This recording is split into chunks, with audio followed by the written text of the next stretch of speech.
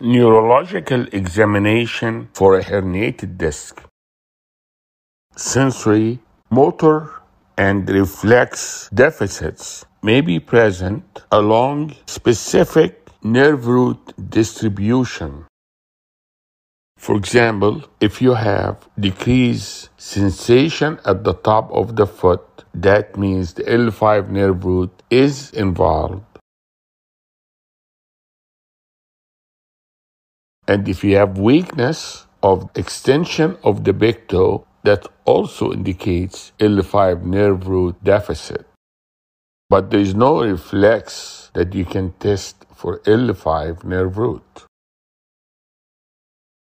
For L4 nerve root, you will find decreased sensation on the medial side of the foot, decreased patellar reflex,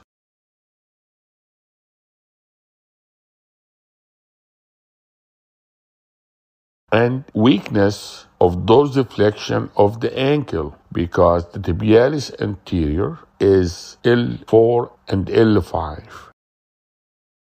And if the patient has decreased sensation on the lateral side of the foot, decreased ankle reflex,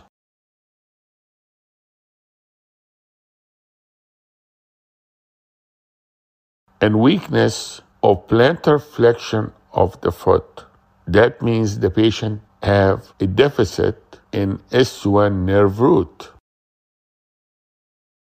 You can actually predict how the MRI look like. So let's say the patient have L5 nerve root irritation. Then we can say if it is a posterolateral disc herniation, it will be at the level of L4, L5, and that will affect the L5 nerve root. If the patient has manifestation of S1 nerve root, then you can predict that the patient will have posterolateral disc herniation at L5 S1 level. Is there any other examination or a special test that can help us in diagnosing a disc herniation? The special test will be straight leg raise test.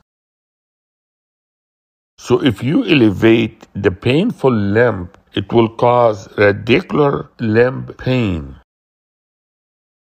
Check the degree of elevation that reproduces the pain. This maneuver stretches the sciatic nerve and produces pain or paresthesia at between 35 to 70 degrees of hip flexion. When the L5 S1 nerve roots are irritated by a disc herniation, the patient will have sciatica with positive straight leg raising, and that's called the tension sign. Dorsiflexion of the foot while raising the leg will also stretch the sciatic nerve and cause more pain. How about the contralateral leg raise test?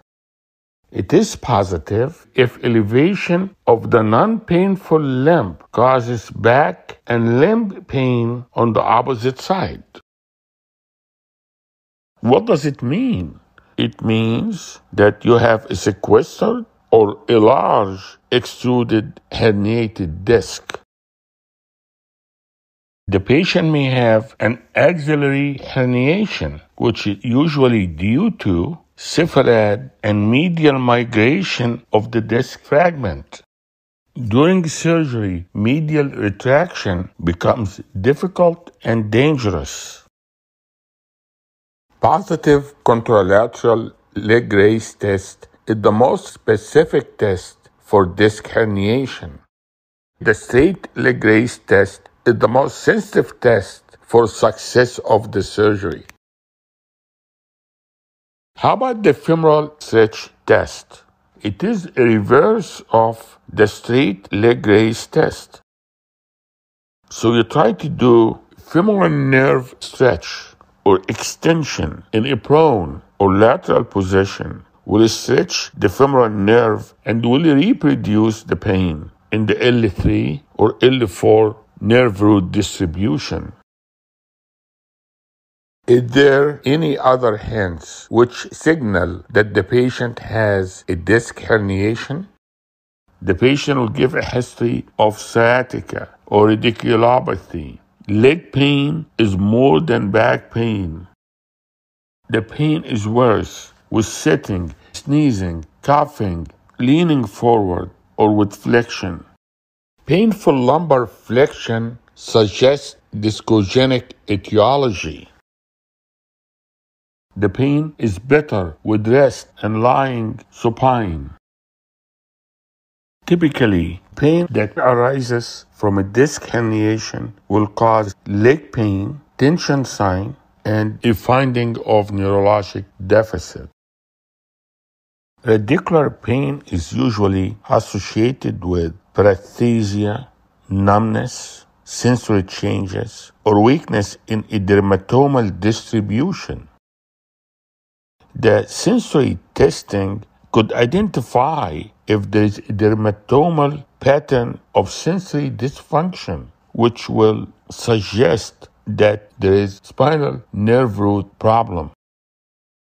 History is very important in the evaluation of the patient with low back pain. The history can help in establishing the differential diagnosis, and it can guide the physician during his physical examination and also help in selecting the appropriate diagnostic test. Try to examine the sacroiliac joints. The Faber test is a provocative test to determine the presence of sacroiliac joint problem or not. How about Waddell signs? Waddell signs are controversial, and the presence of multiple Waddell signs on examination of the patient indicates a non-organic symptom etiology. Some of these signs are like overreaction, exaggeration, or tenderness to light touch, and if you distract the patient will give you a different response. Or the patient will give pain response in non-anatomic distribution. We do not want to be judgmental or accusatory. For surgery to be successful, you need to have all three of these findings together. Positive straight leg raise test, positive disc herniation on an imaging study, usually the MRI, and there is some neurological findings. Thank you very much. I hope that was helpful.